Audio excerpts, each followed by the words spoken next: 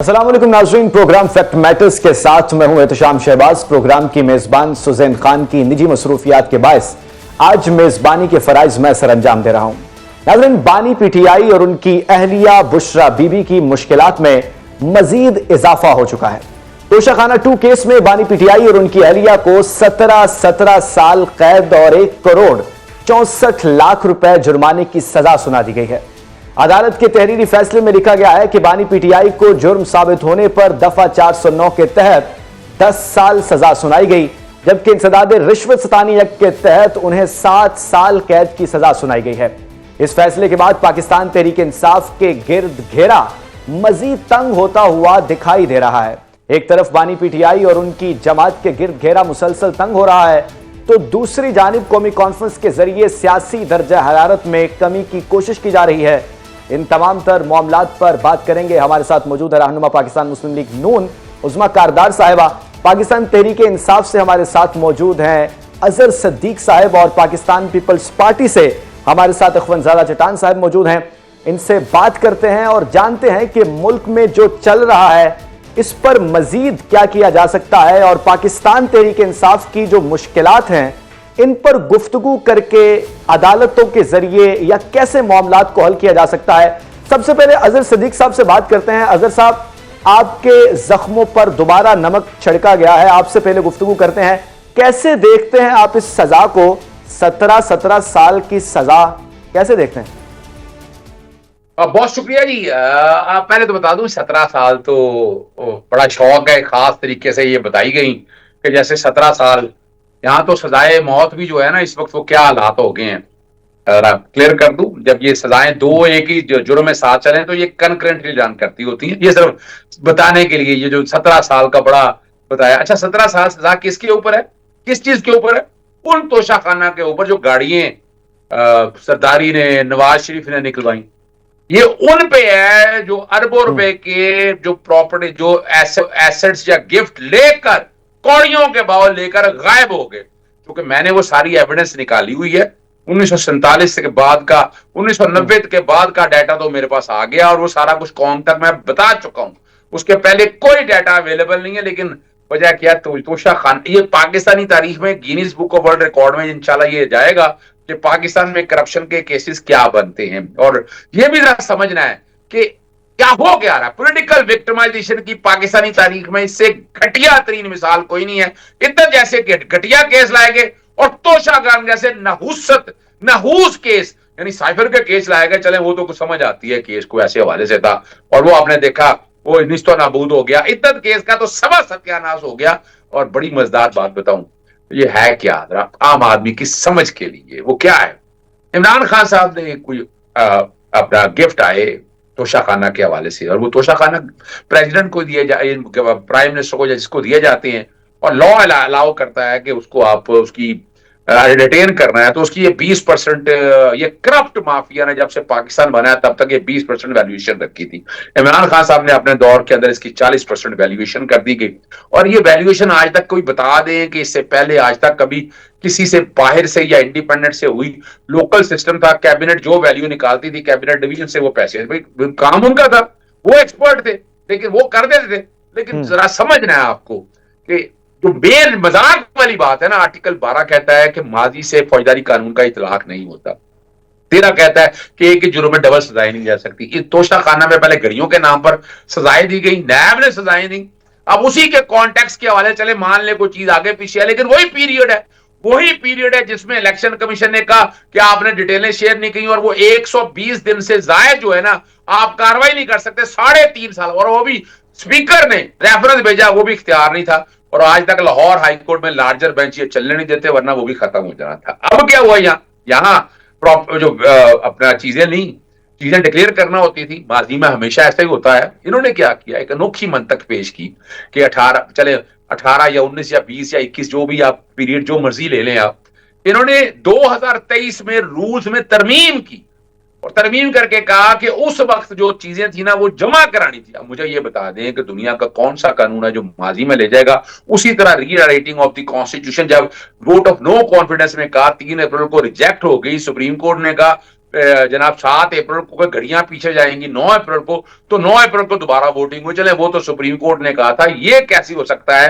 ये तो माजी से इतलाक हो ही नहीं सकता। और आप रिवैल्यूएशन कौन कर रहा है? अल्लाह रखा मोहम्मद बूटा भी कौन है?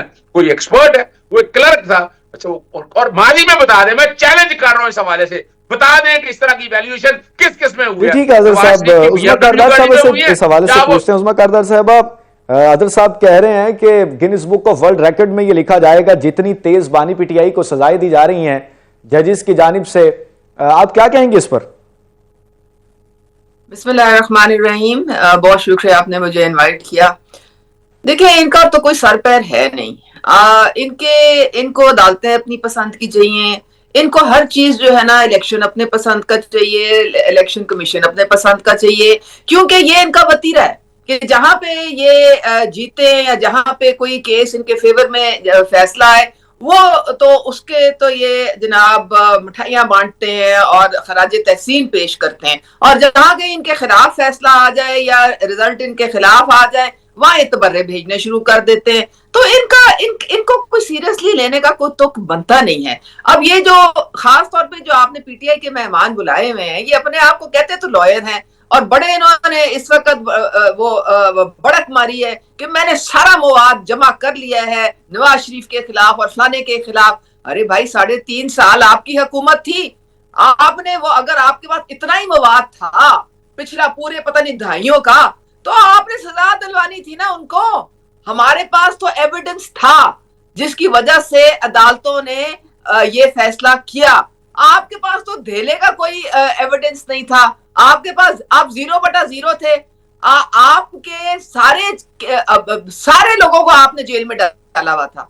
कौन ऑपोजिशन का बंदा था जो आपके दौर में बाहर हो?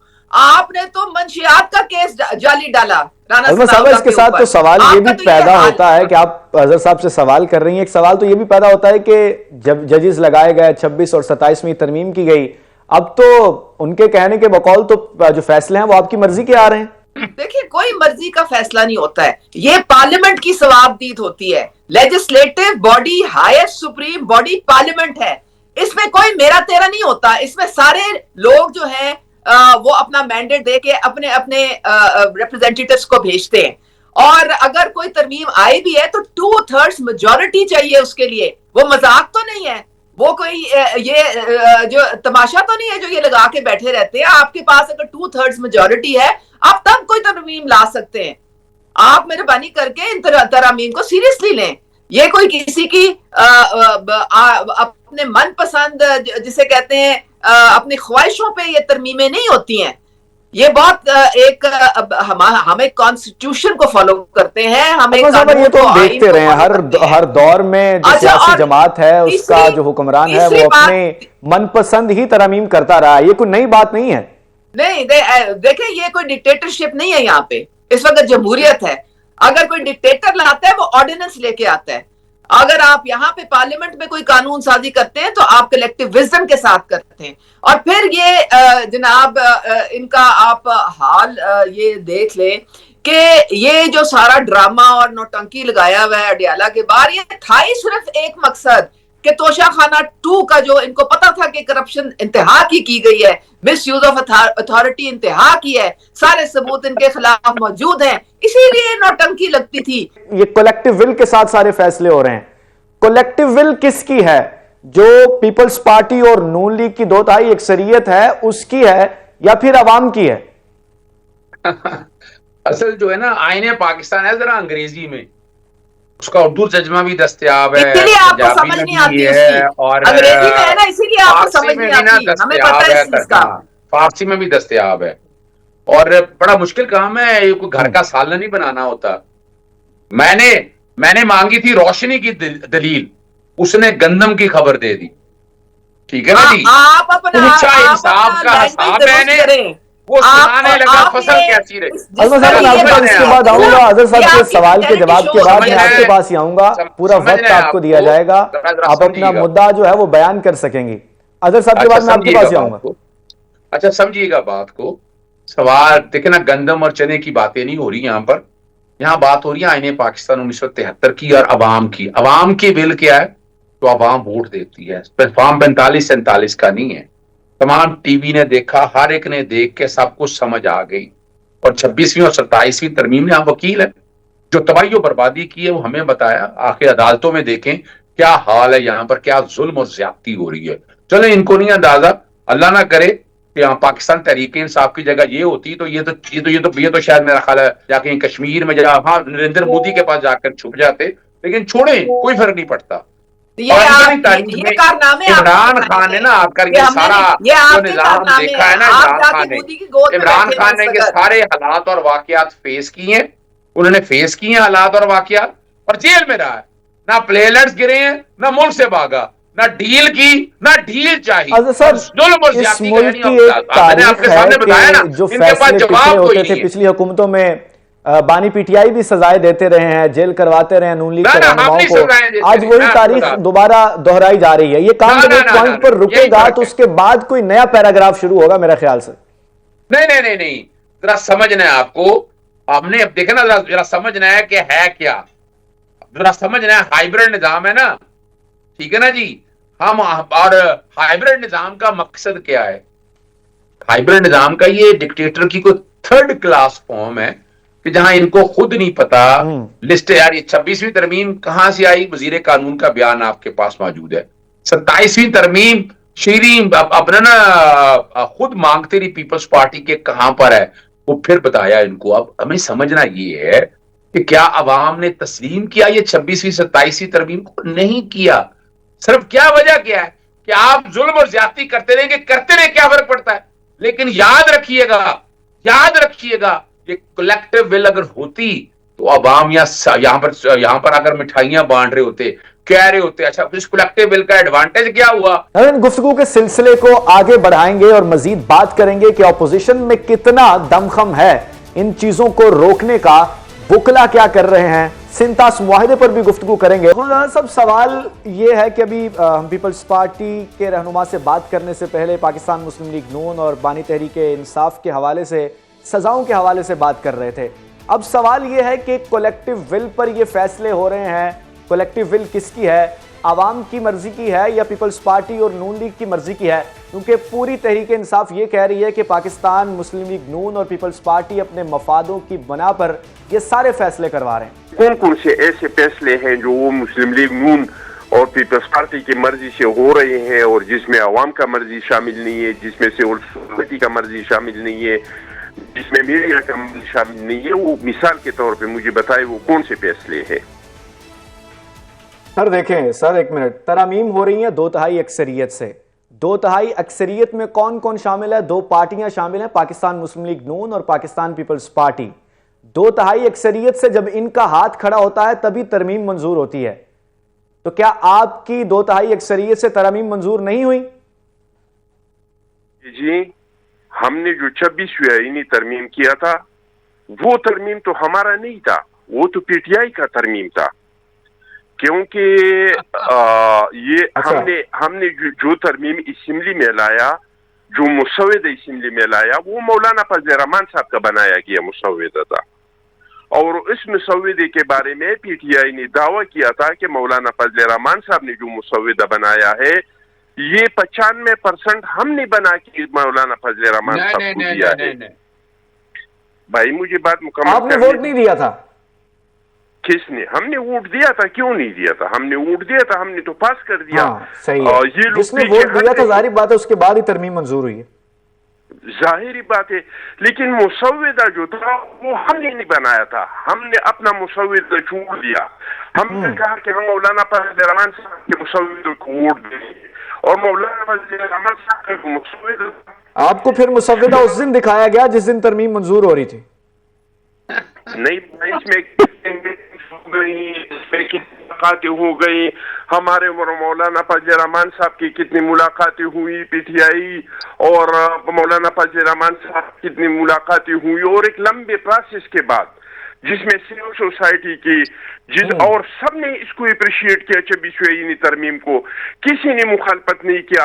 ایک بندہ یا ایک طبقہ تو مخالفت کر سکتا ہے, سارے جو متفق ہو سکتے ہیں, لیکن جو पाकिस्तान बार कौंसिल है, इन्होंने कह दिया कि अच्छी तरामीम हो गई। जो सुप्रीम कोर्ट बार कौंसिल है, जो चारों सुप्रीम बार कौंसिल है, इन सब ने उसको तस्लीम किया। सिविल सोसाइटी ने तस्लीम कर दिया। तो अगर एक बंदा या एक तबका उसको तस्लीम नहीं करे तो इससे क्या फर्क पड़ता है? लेकिन सर इस बात का जो है ना पैरामीटर क्या है कि सिविल सोसाइटी ने उसे तस्लीम किया या नहीं, वो पैरामीटर जरा अलग हैं। पार्लियामेंट के बंदों ने तस्लीम कर लिया, उस पर वोट दे दिया, उस पर इसका मतलब ये नहीं है कि सारी आवाम ने उसको कबूल कर लिया। पहले तो आप बात ये क्लियर कर लें। सबसे पहली बात तो ये कि जो असम्बली है ये अवाम की नुमाइंदा असम्बली है।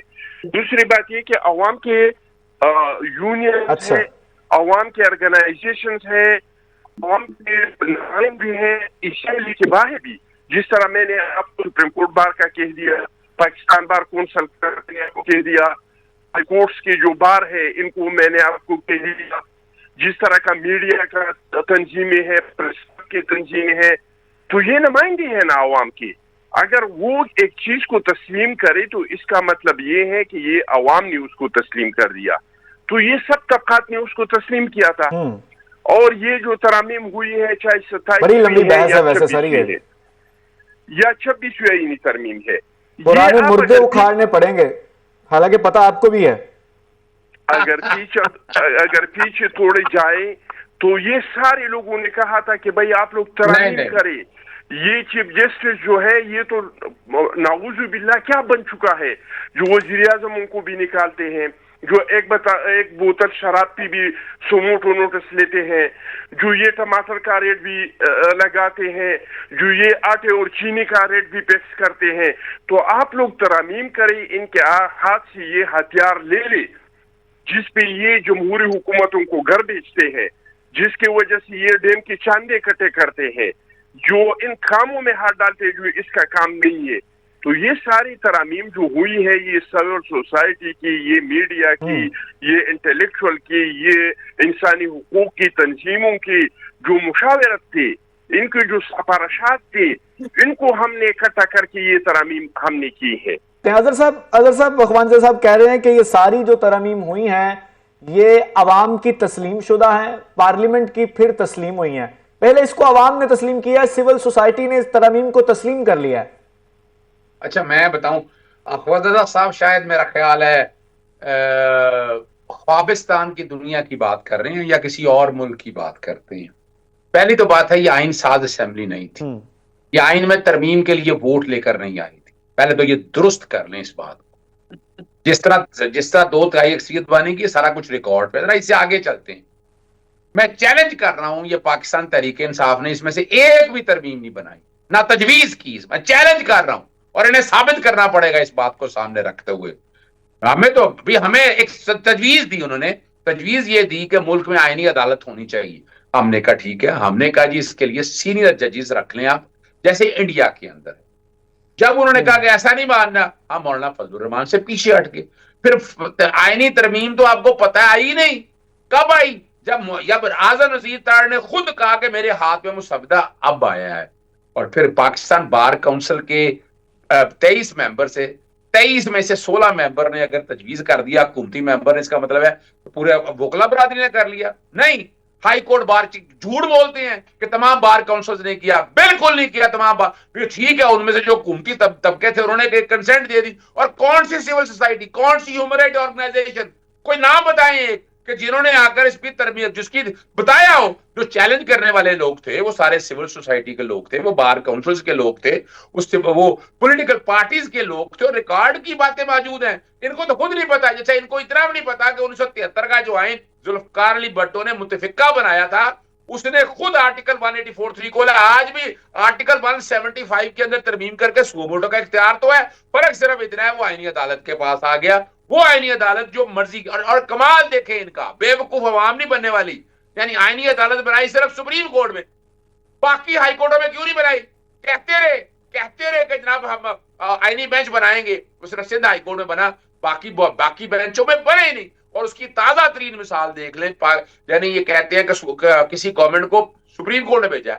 ये भी चैलेंज करता हूं, कौन सी हुकूमत को सुप्रीम कोर्ट ने भेजा है? भाई सुप्रीम कोर्ट ने तो बहाल किया, अगर 58 भी आया तो कोर्टों में आया, उन्होंने बहाल किया, जिस वक्त को चैलेंज हुआ किसी ने बहाल नहीं किया।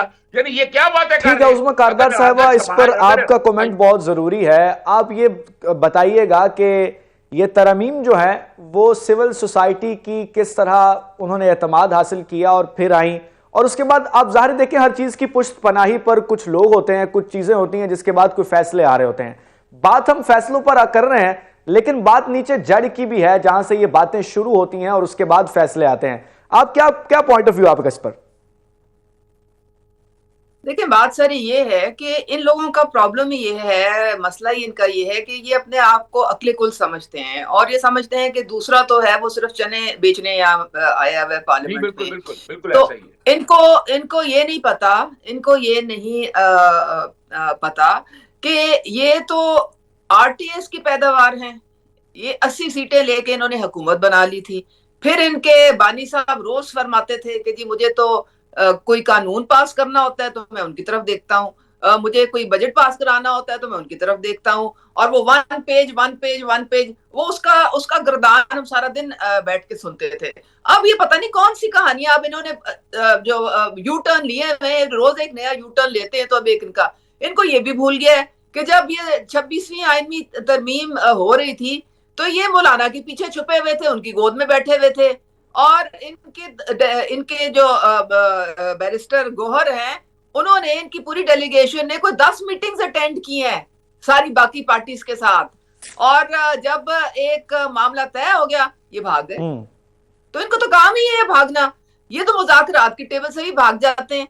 मतलब है कि हमारी सारी वहां पे सीनियर क़यादत बैठी हुई थी मुज़ाकरात पे, और जब उन्होंने कहा जी आप कोई ले और दे के कोई कॉम्प्रोमाइज करके तो हम किसी फैसले पे आते हैं, भाग गए। नाज़रीन, पाकिस्तान में मुआशी इशारे बहुत ही नहायत अहमियत के हामिल होते हैं, क्योंकि पॉलिटिकली पाकिस्तान जिस तरफ भी जा रहा हो सबसे पहली नज़र मुआशी इशारियों पर होती है, डिजिट्स पर होती है, नंबर्स पर होती है कि पाकिस्तान किस तरफ गामजन है। इस पर गुफ्तगू करने के लिए मुशीर वज़ीर ख़जाना हमारे साथ मौजूद हैं।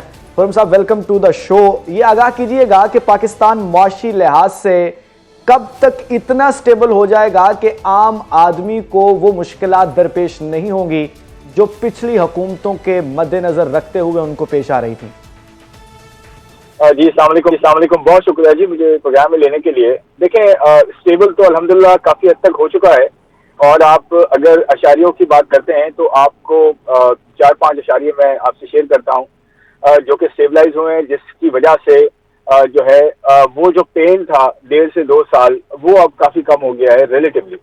उसमें एक सबसे बड़ी जो चीज़ होती है वो एक आम आदमी को अफेक्ट करती है, वो महंगाई की शरह होती है। और महंगाई की शरह में जो इस्तेकाम आया है ये एक बहुत बड़ी डेवलपमेंट है, क्योंकि आप अगर लास्ट 2 या 3 सालों का नंबर देखें तो आपके यहाँ डबल डिजिट्स में जो है महंगाई की शरह बढ़ी है, 24%, 29%, उससे पहले 11-12%।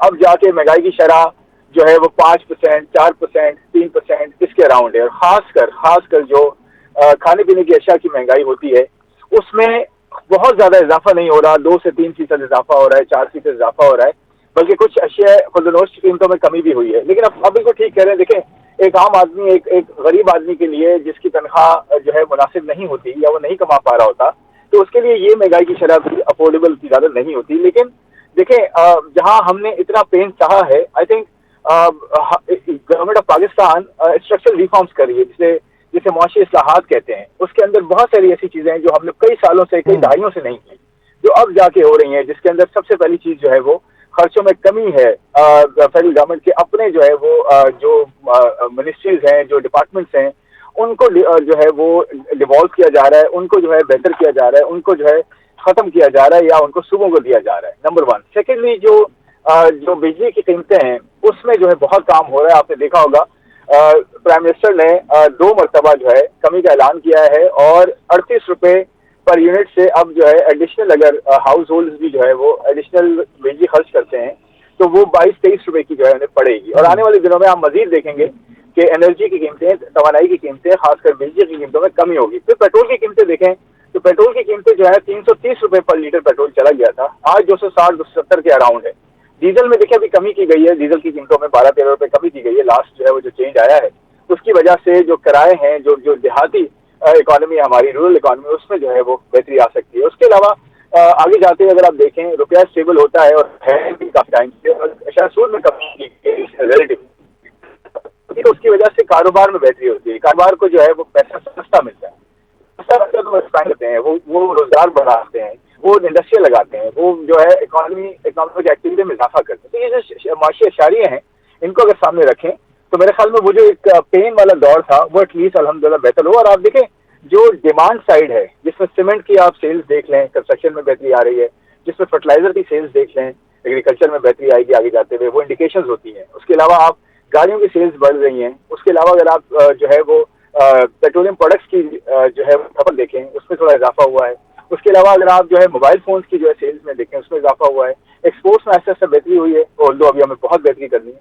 तो मेरे ख्याल में ओवरऑल जो इकोनॉमिक अशारियाँ हैं स्टेबिलिटी का इशारा कर रहे हैं, और इंशाल्लाह कंटिन्यूटी रहती है, कंसिस्टेंसी रहती है, तो आप देखेंगे कि आम आदमी की जो जिंदगी है उसके अंदर उसकी कमाने की सलाहियत बेहतर होगी, महंगाई में उसे कमी का सामना होगा और रोजगार में बेहतरी आएगी। जी खुर्रम साहब, पाकिस्तान का सबसे एक बड़ा मसला ये टैक्स नेट के अंदर लोग बहुत कम मौजूद हैं, टैक्स पेयर जो है वो इतने कम तादाद है। लेकिन अब मामला क्या है, हुकूमत ने इस हवाले से बहुत सारी पॉलिसीज भी अपनाई हैं।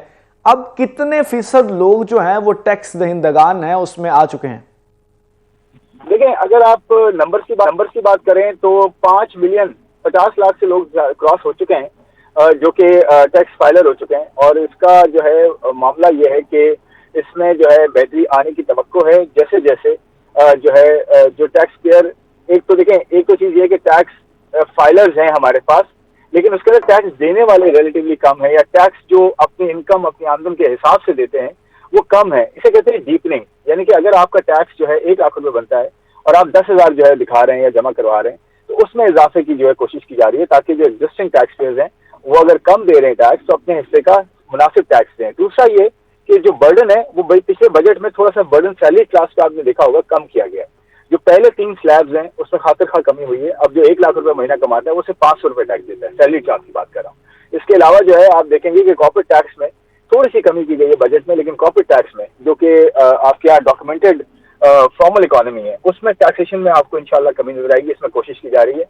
इसकी लिए गवर्नमेंट ऑफ पाकिस्तान ने, मिनिस्ट्री ऑफ फाइनेंस ने जो टैक्स पॉलिसी है वो मिनिस्ट्री ऑफ फाइनेंस में अब वो ले आए हैं। फाइनेंस के अंदर पहले वो एफबीआर के पास थी, और अब ये होगा कि एफबीआर सिर्फ टैक्स इकट्ठा करेगा, जो पॉलिसी होगी वो फाइनेंस बनाएगा, ताकि ये देखा जाए कि सिर्फ कलेक्शन इंपॉर्टेंट नहीं है, कहाँ से कलेक्शन हो रही है और कहाँ से होनी चाहिए और कहाँ से कम होनी चाहिए, वो इंशाल्लाह इस बजट में आपको नजर आएगा आने वाले बजट में। सर, पॉलिसीज की बात तो होती रही, लेकिन यहाँ मसला है आम आदमी की उजरत का। आम आदमी की जो उजरत है वो किसी किसी जगह पर हुकूमती इदारों में उसे वो मिलती है जो हुकूमत की मुकर्रर करदा है, लेकिन फैक्ट्रीज में और मुख्तलिफ एरियाज में उसको वो भी उजरत नहीं मिल रही होती। इस हवाले से जो मिनिस्ट्री ऑफ फाइनेंस है वो क्या कर रही है? हुकूमती पॉलिसियों में कोई रद्दोबदल है, कोई इंप्लीमेंटेशन करवाने का तरीक़ेकार नया लाया जा रहा है, क्या सीन है इस हवाले से? देखिए, आपने देखा होगा इस बजट में जो है कोई मिनिमम वेज जो है उस तरह से नहीं रखी गई, बल्कि ये छोड़ा गया था कि सूबाई जो बजट है, सूबाई बनते हैं वो अपने एरियाज में, अपने रीजन्स में उसको जो है डिसाइड करें, जैसे सिंध गवर्नमेंट ने किया या दूसरी गवर्नमेंट्स करती हैं। तो मेरे ख्याल में प्रोविंशियल साइड पे प्रोविंशियल सब्जेक्ट ये होना चाहिए, और प्रोविंसेस को देखना चाहिए कि उनका जो है कारोबार है तो वो उनको किस तरह से मिनिमम वेज को इंश्योर करें, रखें भी और इंश्योर भी करें। लेकिन देखें, बात ये है कि एक जो मार्केट इकोनॉमी होती है, जो है वो इकोनॉमी जिसमें जो है हर चीज जो है वो मार्केट के ऊपर होती है, उसमें ये होता है कि उसमें आप मिनिमम वेज नहीं करते, बल्कि वो मार्केट डिटरमिन करती है डिमांड सप्लाई पे। लेकिन मैं फिर ये कहूंगा कि प्रोविंशियल साइड पे प्रोविंसेस अपनी जो है मिनिमम वेज दे सकते हैं और उसे इम्प्लीमेंट भी करवा सकते हैं, वो खुद करें। आप देखें ना, इस्लामाबाद में बैठ के सबका काम तो नहीं हो सकता ना जी, कि आपकी फैक्ट्रियां जो कराची में लगी हुई हैं या लाहौर में या फैसलाबाद में, तो वहां पे बैठ के मिनिस्ट्री ऑफ फाइनेंस उसको जो है वो करे। मिनिस्ट्री ऑफ फाइनेंस का काम है एक बैलेंस क्रिएट करना खर्चों में और जो आमदन है उसके। बिल्कुल, आप ठीक कह रहे हैं सर, लेकिन मैं सिर्फ आपसे इस हवाले से इसलिए पूछ रहा हूं क्योंकि इस हवाले से कोई पॉलिसी होनी चाहिए और हुकूमत में जो ब्यूरोक्रेसी है वो इसको इंप्लीमेंट करवाएगी। मैं इस हवाले से आपसे इसलिए गुफ्तगू कर रहा हूँ। जी, मैं the point is well noted जी, मैंने आपको इसका जवाब दे दिया कि प्रोविंसेस जो है इसको देखें, वो मेरे ख्याल में इसको ज्यादा बेहतर तरीके से इंप्लीमेंट कर सकते हैं।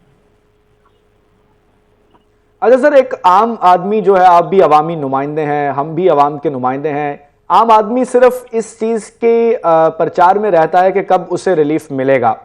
تو یہ تو جو ہے وہ منسٹری آف فائنانس کا کام ہے عوام کو ریلیف دینا. تو اب کیا سمجھتے ہیں کہ عوام کے ریلیف کے لیے جو اقدامات کیے جا رہے ہیں عوام کب کہے گی کہ اب جو ہے وہ ہمیں ریلیف مل چکا ہے؟ مطلب عوام کب خوش نظر آئے گی؟ دیکھیں میں نے شروع میں آپ سے کہا کہ جو مہنگائی کی شرح ہے نا وہ بڑا امپورٹنٹ انڈیکیٹر ہے, اور ساتھ ساتھ ٹیکسز صحیح جگہ سے لینے اور ان ٹیکسز کا صحیح استعمال بھی کرنا اور صوبوں کو دینا اور صوبے اس کو امپلیمنٹ کریں اپنے جو ہے لوگوں کی ویلفیئر کے لیے, اپنے جو ہے وہ علاقے کے لیے, اور اس کو پھر لوکل لیول پہ لے کے جانا. ٹھیک ہے, مشیر خزانہ خرم شہزاد صاحب ہمارے ساتھ موجود تھے. معاشی اشاریوں کے حوالے سے بات ہے, ان کا یہ بھی کہنا تھا کہ بہت جلد عوام کو مزید ریلیف دیکھنے کو ملے گا, مہنگائی کی شرح میں کمی ہوئی ہے. ناظرین, یہ پارا, سیاسی پارا اور معاشی اشاریے انتہائی اہمیت کے حامل ہیں پاکستان میں, اور عوام اس چیز کو دیکھتی رہتی ہے اور اس چیز کی امید لگاتی رہتی ہے کہ کب یہ دونوں چیزیں بہتر ہوں گی اور ہمارے حالات بہتر ہوں گے. فی الوقت پروگرام فیکٹ میٹر سے اتنا ہی.